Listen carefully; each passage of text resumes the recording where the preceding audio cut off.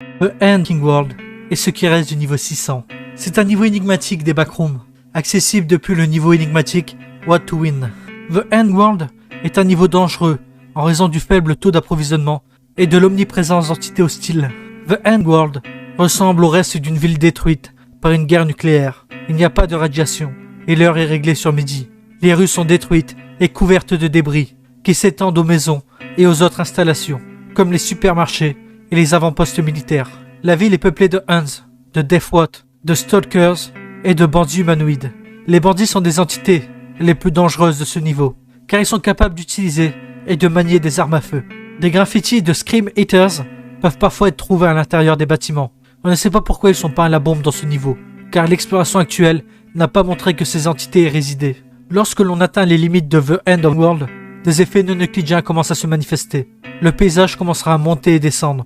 Des zones se répéteront et tourneront en boucle, et le temps nécessaire pour atteindre la fin peut être plus long ou plus court. Cependant, si l'on persévère, on verra la Terre commencer à se détacher et à s'estomper lentement dans le canal bleu. Les supermarchés de The End World sont généralement vides, à l'exception des meubles comme des tables et des lits.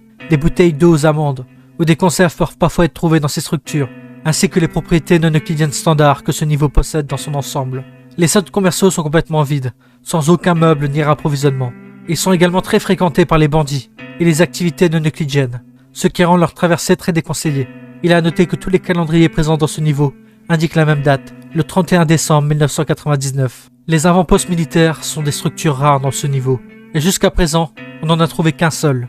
Les avant-postes sont composés de véhicules militaires abandonnés, de baraquements, de sacs de sable, de rations militaires et parfois de sacs à dos militaires.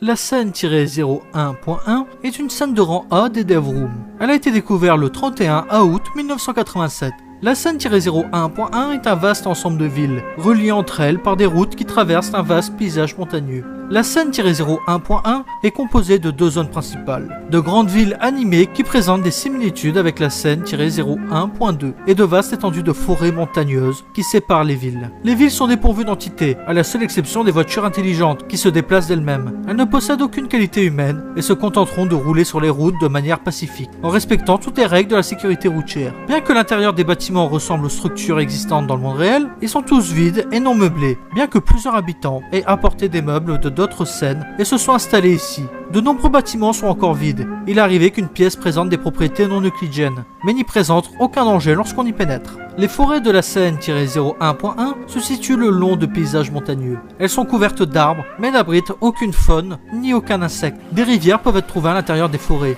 mais elles n'ont pas de début ni de fin. Les rivières ne forment jamais de rapides et sont considérées comme sûres pour la baignade et la consommation. Les routes ne suivent aucun chemin direct et serpentent au hasard des montagnes et des paysages. On trouve souvent de simples ponts en béton qui s'étendent sur plusieurs kilomètres, d'un sommet à l'autre. Les entités voitures peuvent également être trouvées ici, mais elles sont moins fréquentes dans les forêts. La ville de Livers contient plus de 100 membres. Ils résident dans un grand hôtel nommé The Queen Voyage. Ils aident les autres voyageurs de la scène à s'installer dans la scène-01.1. Les résidents de la scène-01.1 sont le terme utilisé pour les civils qui vivent dans les villes de la scène-01.1. L'amabilité peut varier d'une personne à l'autre. On sait qu'il y a au moins 1000 personnes dans chaque ville. La scène-01.1 campeur est le terme pour les civils qui résident dans la forêt de la scène-01.1. L'amabilité peut varier d'une personne à l'autre. Chaque campement compte entre 2 et 15 personnes. Le nombre exact de camps n'est pas connu, mais on sait qu'il y en a plus d'une centaine. La scène-01.1 peut être accédée depuis la scène-01.5, en passant par n'importe quel arbre de la scène. Vous pouvez également trouver dans la scène-00.8 une œuvre d'art qui semble être une carte postale. Si vous la touchez, vous serez transporté dans la scène-01.1. Cependant, il est également connu que vous pouvez vous retrouver dans la scène-01.1 en entrant dans les DevRooms depuis le monde réel. C'est pourquoi tant de gens résident et finissent ici. Dans la scène-01.1, il y a de nombreuses sorties vers la scène-01.2, dans les villes et vers la scène-01.5, ainsi que la scène-01.4 depuis les forêts. Attendez, qu'est-ce que c'est? Quelqu'un a-t-il trouvé ce vieil article? Ce n'est certainement pas le MG. Qu'est-ce qu'une scène? Nos recherches n'ont jamais abouti sur un article concernant une scène-01.1. Quoi que cela veuille dire. Je ne sais même pas comment cette page est apparue ici. Je vais la laisser, mais j'aimerais savoir si quelqu'un sait ce que c'est. Les bandits sont la principale menace de The End of World.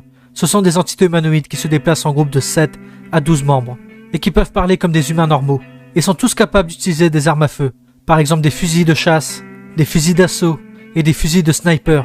Certains bandits utilisent des armes au corps à corps, notamment des haches à feu, des machettes, des battes de baseball en métal, des pieds de biche et des matraques. Le seul trait distinctif par rapport aux êtres humains ordinaires est leur apparence de cadavre et leur odeur de pourriture. Certains de ces bandits portaient une indication de leader. Est-ce ce groupe mentionné dans cet article bizarre?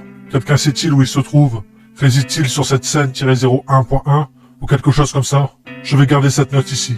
Mais quelqu'un devrait commencer à donner un sens à tout ça. Les entités peuvent être facilement vaincues avec une arme à celle de feu. Une fois tués, les corps des bandits disparaissent, ainsi que leurs armes, à l'exception des armes de mêlée. 3/4 des structures de The Ending World représentent des propriétés non euclidiennes. Ces salles sont clairement signalées comme étant non euclidiennes et présentent un niveau de menace élevé lorsqu'on y pénètre. Dans ces salles, les bandits ont placé de nombreux pièges, qui sont souvent mortels ou qui endommagent le corps de manière irréversible. Lorsqu'on rentre dans un gratte-ciel, le choix de l'étage est totalement aléatoire, ce qui rend donc cet endroit déconseillé pour y vivre. Les salles non euclidiennes peuvent être source de confusion et de désorientation, en raison de la répétitivité des salles et de l'absence de sortie. Toutes les pièces sont dépourvues de meubles, les seuls éléments notables à l'intérieur étant les pièges et les débris. Chaque étage d'un gratte-ciel est complètement indépendant les uns des autres, et le seul moyen d'y accéder est de sortir et de rentrer dans le gratte-ciel. Les vestiges des gratte-ciels sont petits à l'extérieur, mais on sait que l'intérieur de ces structures est au moins 3 fois plus grand. Les couloirs des centres commerciaux seront dupliqués, ce qui rendra la sortie presque impossible. Il convient également de noter que les mêmes effets non euclidiens commencent à se faire ressentir lorsque l'on atteint les limites du niveau. Pour accéder à The World, vous pouvez le trouver au hasard dans le canal bleu et vous diriger vers lui, ce qui vous fera entrer dans le niveau. Une autre façon d'entrer dans ce niveau est d'aller à l'ouest de Waterwin et de sauter sur la route, ce qui vous amènera au canal bleu. Une fois là-bas, continuez à voyager vers l'ouest jusqu'à ce que vous trouviez The World. Pour sortir de The World, vous devez trouver les bords de ce niveau. Une fois là-bas, vous pouvez sauter et entrer dans le canal bleu. Nous avons trouvé des moyens très aléatoires d'accéder à ce niveau. Pourquoi puis-je accéder à une ville abandonnée depuis le niveau 135? Je comprends que certaines transitions de niveau n'ont pas toujours de sens. Mais là, c'est pas possible. C'est peut-être lié à l'article. Si je ne les ai pas inclus, c'est uniquement parce qu'elles permettent d'avoir accès au canal bleu, dans lequel nous ne voulons pas que les gens finissent par se retrouver. Avec quelques autres personnes, on a bloqué les accès que nous avons pu trouver, car je sais qu'un imbécile essayera d'entrer ici et de se retrouver coincé dans le canal bleu. Et voici qui conclut le rapport sur The End World. Est-ce que vous comprenez ce qui s'y passe?